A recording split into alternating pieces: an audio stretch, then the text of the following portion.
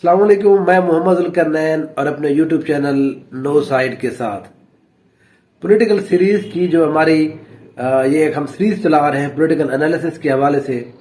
आज हम पहुंचे हैं डिवीजन रावलपिंडी के अंदर। जो आज हम अपने इस वीडियो के अंदर मैं आपको बताऊंगा वो डिस्ट्रिक्ट जो अटक है उसका जो पहला हलका है एमएनए का, उसके बारे में हम बात करेंगे। अगर आप मेरे YouTube चैनल के ऊपर नए हैं तो प्लीज सब्सक्राइब कीजिए, कमेंट कीजिए और शेयर कीजिए। अटक के अंदर कौमी असेंबली की 2 सीट्स यहां पर मौजूद है।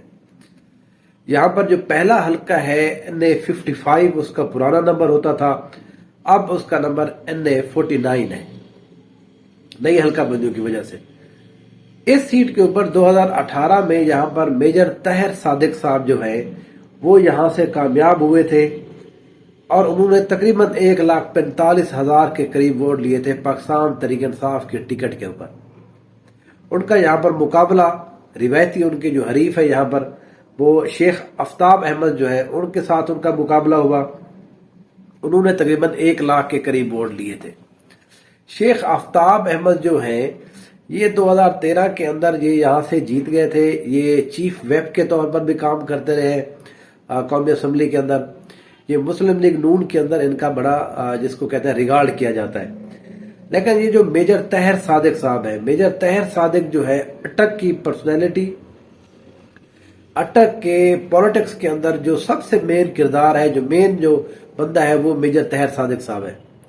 इनकी बेटी है, इनके एक बेटे हैं। तो ये पूरे के पूरे जिले के जितने भी सीट्स हैं, ये इनकी बेटी जिला नाज़िम रही है पिछले दौर के अंदर। इनका बेटा पहले दफा एमएनए भी रहा है, एमपीए भी रहा है, अब दोबारा से वो भी इलेक्शन लड़ने का इरादा रखते हैं।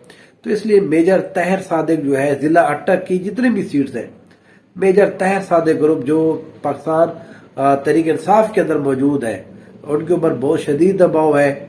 बहुत सा उनको कहा जा रहा है कि आप टिकट ना लें, आप छोड़ जाए, लेकिन वो बहरहाल बेज़िद है अभी तक।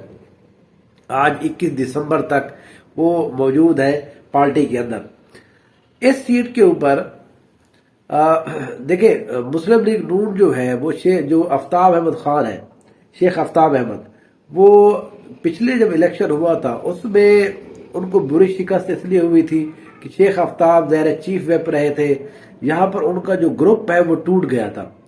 वो उनके साथ यहाँ पर जो खानजादा साहब थे, जो जहाजेब खानजादा है, जो उनके जो वालिद साहब थे, जो वजीर दाखिला भी पंजाब के थे, जिनको पर शहीद कर दिया गया था, शुजा खानजादा साहब, वो उनके ग्रुप के टूटने की वजह से यहाँ पर आफ्ताब अहमद खान को बड़ा मुश्किलात का सामना है।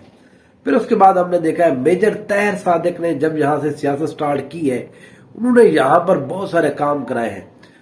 पिछले अगर गवर्नमेंट के अंदर बात की जाए कि उस्मान गुजार के दौर के अंदर इनकी यहाँ पर इंटरेस्टिंग ये है कि पाकिस्तान तहरीक इंसाफ के एक्चुअली 3 ग्रुप हैं पूरे अटक के अंदर। एक ये मेजर तहर सादिक साहब है, दूसरा मलिक अमीन असलम साहब जो है वो जो ये बिलियन ट्री सुनामी के हवाले से इमरान खान साहब के मुशीर भी थे, मलिक अमीन असलम, वो यहाँ पर एक ग्रुप था पहले। फिर उसके बाद यहाँ पर जुल्फी बुखारी का ग्रुप जो है वो यहाँ पर पिछले हमने इलेक्शन के बाद जो है इमरान खान ने हुकूमत बनने के बाद वो यहाँ पर एक्टिव हुआ। लेकिन अब यहाँ पर सिचुएशन ये है, मलिक अमीन असलम साहब छोड़ चुके हैं, वो आज़ाद हैसियत में अपनी कैंपेन किए हुए हैं जिले के अंदर। वो जिस भी सीट पे इलेक्शन लड़ेंगे, वो खैर इस सीट के ऊपर इलेक्शन नहीं लड़ते, वो दूसरी सीट है वहां से इलेक्शन लड़ते हैं। फिर उसके बाद जुल्फी बुखारी साहब ज़ाहिर खुद बहर चले गए हैं। उनके जो कजन है यावरबाज बुखारी साहब, वो भी अंडरग्राउंड है। तो जुल्फी बुखारी का जो ग्रुप है वो अब जो है पॉलिटिकली यहाँ पर ज्यादा एक्टिव नहीं है। उनके जो लोग हैं जो लोकल लेवल के वो तो जरूर यहाँ पर मौजूद है, लेकिन जाहिर है लीडर नहीं है, तो इसलिए उनका ग्रुप जो है वो कमजोर पड़ गया है। अब यहाँ पर पाकिस्तान तहरीक इंसाफ के अंदर सिर्फ मेजर तहर सादिक ग्रुप मौजूद है।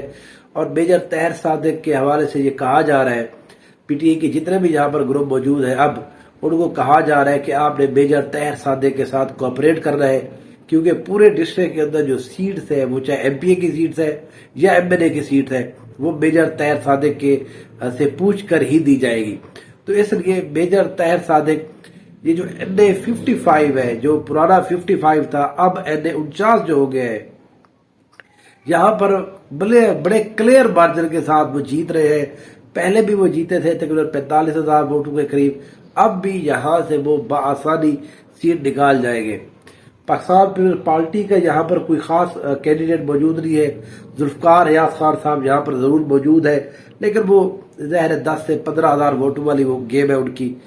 لیکن اٹک کے اندر ہم نے ایک چیز، جتنی بھی سیٹ ہے وہ اگلی ایک اور 2 سیٹیں ہیں، جو نیکسٹ جو NA56 تھا پرانا، جو 50 ہے NA اب، وہاں پر بھی اگر آپ دیکھیں تو وہاں پر بھی تحریک لبیک کے جو کینڈیڈیٹ ہیں انہوں نے اچھے خاصے ووٹ لیے ہیں۔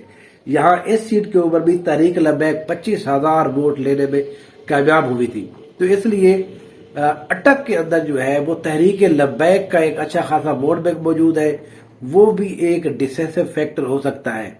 مسلم لیگ نون اگر یہاں پر تحریک لبیک کے ساتھ کسی طرح سے پیچ اپ کر لیتی ہے MNA کی سیٹس کے اوپر، پھر MPA کو ایک ان کو دے دیتی ہے، یا جس طرح بھی پولیٹیکلی وہ گیمز ہوتی ہے، اگر وہ اس طرح سے پیچ اپ کرنے میں کامیاب ہو جاتی ہے تو پھر اس سیٹ کے اوپر مسلم لیگ نون جو ہے وہ ایک مقابلے کی اس میں پوزیشن میں آ جائے گی۔